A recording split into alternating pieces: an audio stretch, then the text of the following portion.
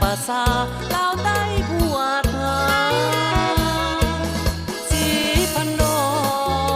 กจงมุกน้ำก้าวไปรวมใจสร้างบ้านแปลงเมืองให้หุ่งเฮืองอยู่เย็นสุขีดินแดนที่ฮักแห่งนี้จงอยู่สุขีวัฒนาถาวร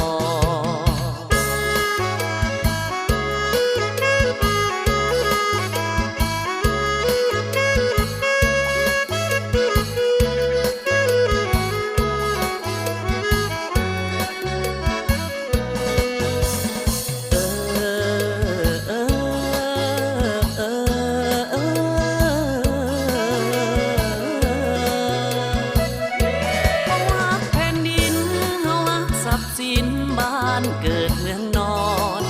พักเสียงขับลำสีพันดอ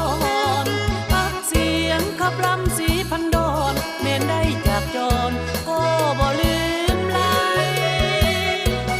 สีพันดอนภูมิฐานบ้านแม่เฮานาคนพระเพ็งนั้นงามสง่าหวนใจป่าซา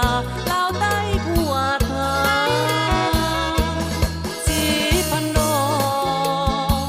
จงมุกน้ำก้าวไปรวมใจสร้างบ้านแปล